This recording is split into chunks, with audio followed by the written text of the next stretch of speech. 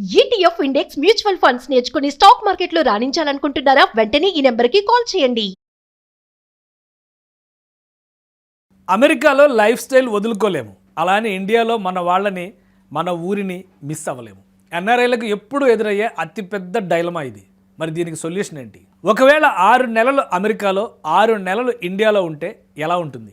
Summer టైంలో America అందాలు, winter టైంలో ఇండియాలో పండగలు, ఫ్యామిలీ హంగామా. వినడానికి చాలా బాగుంది కదా. దీనినే ద స్నో బర్డ్ కాన్సెప్ట్ లేదా ద మిడిల్ పాత్ అంటారు. కానీ ప్రాక్టికల్గా ఇది ఎంతవరకు సాధ్యం? వీసా రూల్స్ ఏంటి? ట్యాక్స్ ఎక్కడ కట్టాలి? ఈరోజు ఈ వీడియోలో ఈ ట్రెండింగ్ కాన్సెప్ట్ గురించి డిస్కస్ చేద్దాం. ముందుగా వీసా రూల్స్ చూద్దాం. ఈ స్నో బర్డ్ లైఫ్ స్టైల్ అందరికీ సాధ్యం కాదు. మీ వీసా స్టేటస్ బట్టి రూల్స్ మారిపోతాయి.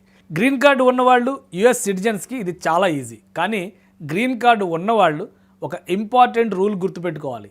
మీరు కంటిన్యూస్గా 6 నెలల కంటే ఎక్కువ అమెరికా బయట ఉంటే మీ గ్రీన్ కార్డు స్టేటస్ రిస్క్లో పడే ఛాన్స్ ఉంటుంది. సో టైమింగ్ అనేది చాలా important. H1B and work visa holders 6 నెలలు ఇండియా నుంచి పని చేయాలంటే ముందు మీ కంపెనీ దానికి ఒప్పుకోవాలి. పైగా పేరోల్ డిపార్ట్మెంట్కి ట్యాక్స్ అండ్ కంప్లైంట్స్ ఇష్యూస్ వస్తాయి కాబట్టి 90% కంపెనీలు దీనికి ఒప్పుకోవు.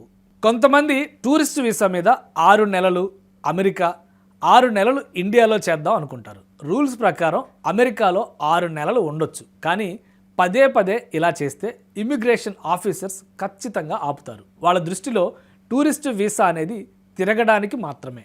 వీటన్నిటికన్నా అసలైన తలనొప్పి ట్యాక్స్లు. ఇండియాలో కట్టాలా, అమెరికాలో కట్టాలా అనే కన్ఫ్యూజన్.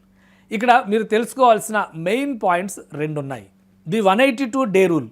ఒక ఫైనాన్షియల్ ఇయర్లో మీరు ఇండియాలో 182 రోజులు అంటే సుమారు 6 నెలలు ఉంటే మీరు ఇండియాలో ట్యాక్స్ రెసిడెంట్ అవుతారు. అప్పుడు మీ గ్లోబల్ ఇన్కమ్ అంటే అమెరికాలో సంపాదించిన డాలర్స్ మీద కూడా ఇండియాలో ట్యాక్స్ ఫైల్ చేయాల్సి వస్తుంది. US global taxation.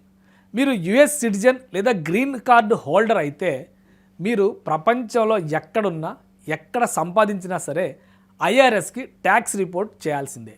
మరి 2 చోట్ల ట్యాక్స్ కట్టాలా అంటే అవసరం లేదు. దీనికోసమే ఇండియా, అమెరికా మధ్య DTAA double taxation avoidance agreement ఉంది. అంటే ఒకే ఇన్కమ్ మీద 2 దేశాల్లో ట్యాక్స్ కట్టక్కర్లేదు.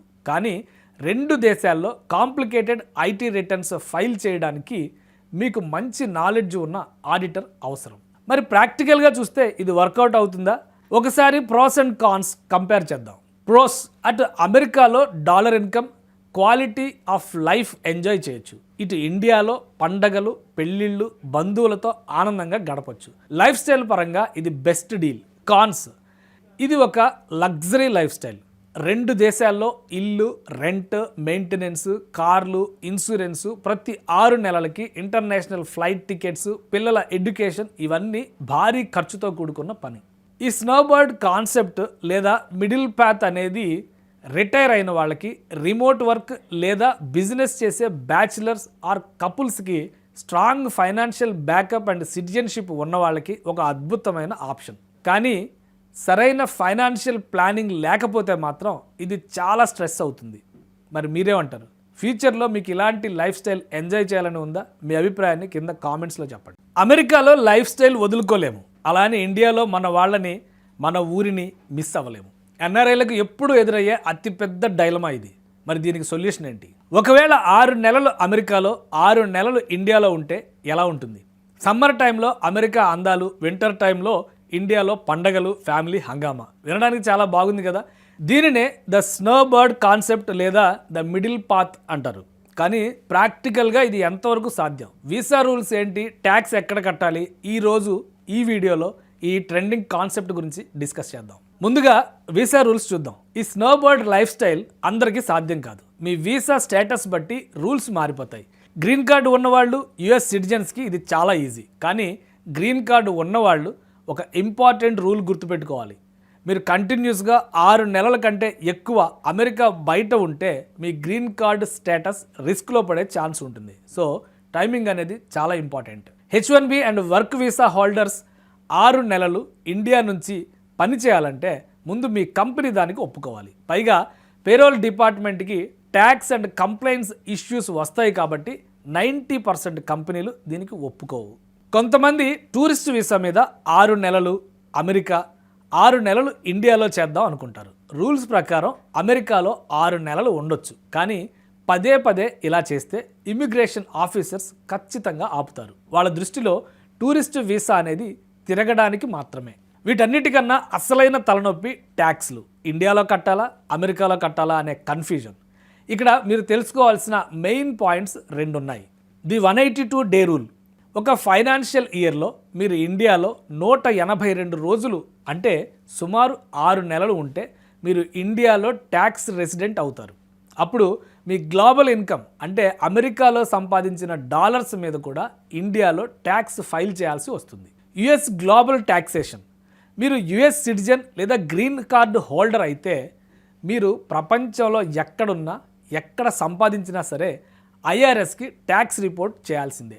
మరి 2 చోట్ల ట్యాక్స్ కట్టాలా అంటే అవసరం లేదు. దీనికోసమే ఇండియా అమెరికా మధ్య డిటిఏఏ డబుల్ ట్యాక్సేషన్ అవాయిడెన్స్ అగ్రిమెంట్ ఉంది. అంటే ఒకే ఇన్కమ్ మీద 2 దేశాల్లో ట్యాక్స్ కట్టక్కర్లేదు. కానీ 2 దేశాల్లో కాంప్లికేటెడ్ ఐటీ రిటర్న్స్ ఫైల్ చేయడానికి మీకు మంచి నాలెడ్జ్ ఉన్న ఆడిటర్ అవసరం. మరి ప్రాక్టికల్గా చూస్తే ఇది వర్కౌట్ అవుతుందా? ఒకసారి ప్రోస్ అండ్ కాన్స్ కంపేర్ చేద్దాం.